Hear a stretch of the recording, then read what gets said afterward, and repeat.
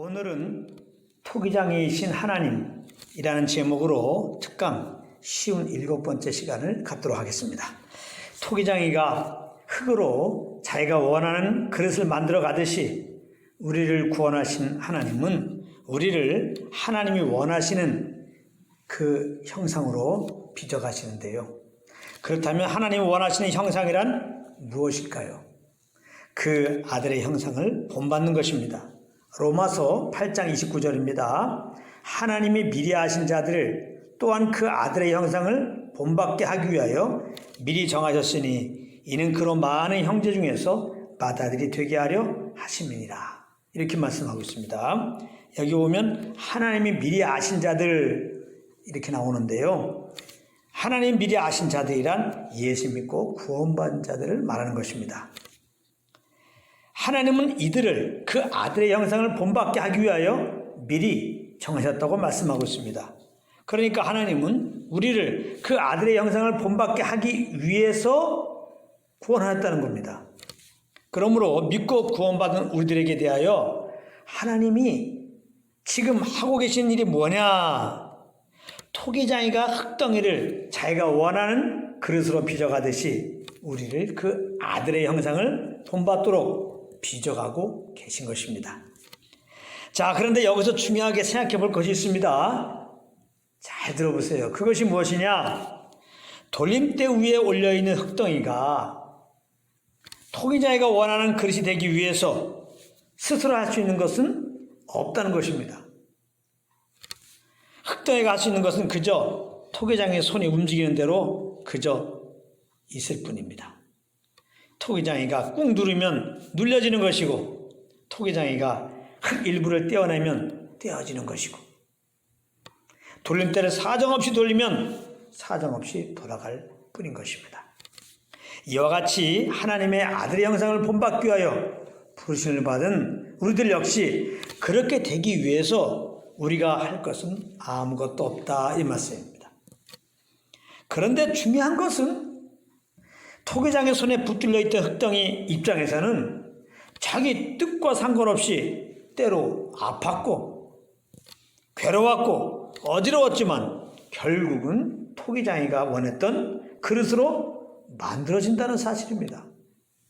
마찬가지로 하나님 손에 붙들려 있는 우리들이 살아가다 보면 우리의 뜻과 상관없는 일들을 만나게 되지만 그래서 때로 아프고 괴롭고 어지러질 수 있지만 분명한 것은 하나님께서 원하셨던 그 아들의 형상을 본받는 자가 되게 하신다는 것입니다.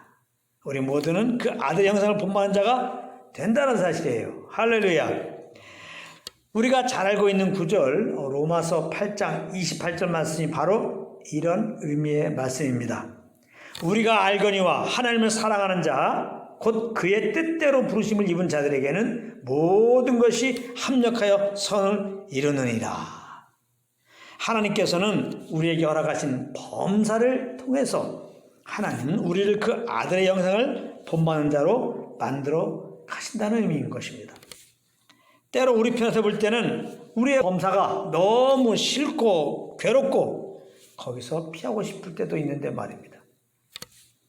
그렇기 때문에 우리가 범사에 할 일이 무엇이냐? 잠언 3장 6절의 말씀처럼 범사에 그를 인정하는 것입니다. 하나님을 하나님으로 인정하시는 겁니다. 제가 오늘 제목을 토기장이신 하나님으로 정하고 지금 특강을 하고 있는 이유가 바로 이것입니다.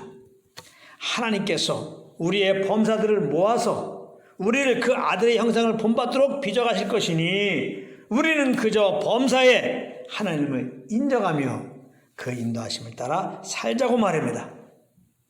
범사가 말할 수 없는 고통 가운데 있었던 욥도 이런 진리를 깨닫고 욥기 23장 10절에 보면 이런 고백을 했습니다. 잘 들어보세요.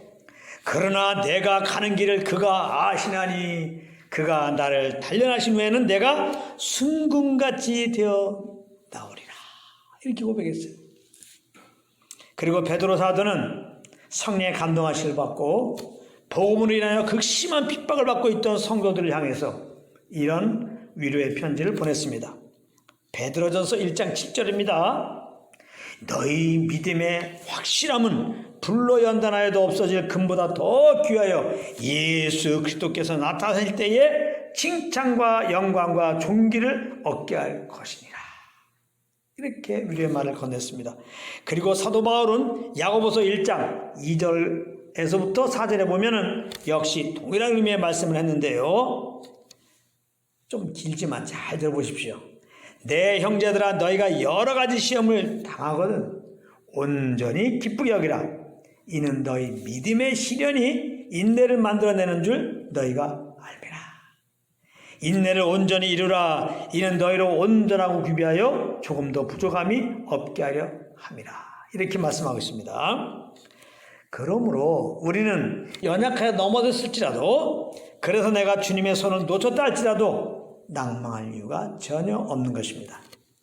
왜냐하면 그래도 변함없이 하나님의 손은 우리를 붙들고 계시고 있기 때문이고, 그 넘어짐의 칼을 통해서 우리를 그 아들의 형상을 본받게 하기 위해서 계속해서 다듬고 계시기 때문입니다.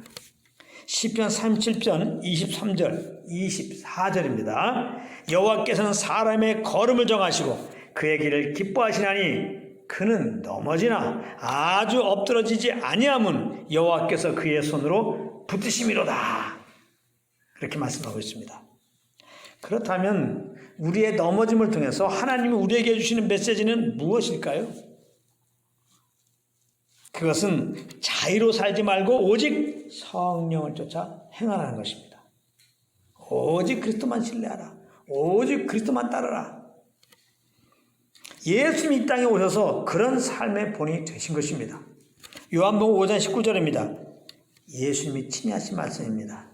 그러므로 예수께서 그들에게 이르시되 내가 진실로 진실로 너에게 이르노니 아들이 아버지께서 하시는 일을 보지 않고는 아무것도 할 수 없나니 아버지께서 행하시는 그것을 아들도 그와 같이 행하느니라.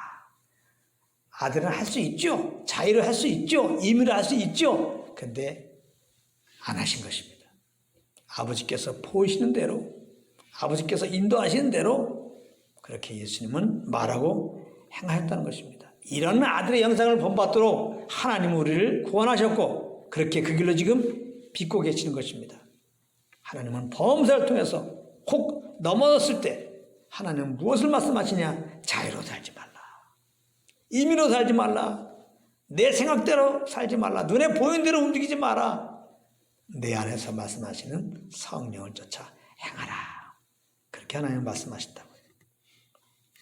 하나님은 반드시 이러한 그리스도의 형상을 본받는 참 할례파의 삶으로, 참 예배자의 삶으로 우리를 빚어 가시는 것입니다. 그러므로 순경이든지 역경이든지 범사에 항상 이 토기장이신 하나님을 인정하고, 그러므로 우리를 그 아들의 형상을 본받는 자로 빚으실 주님을 기대하며 사시는 한 분 한 분 되시기를 우리 주 예수 그리스도의 이름으로 축복합니다.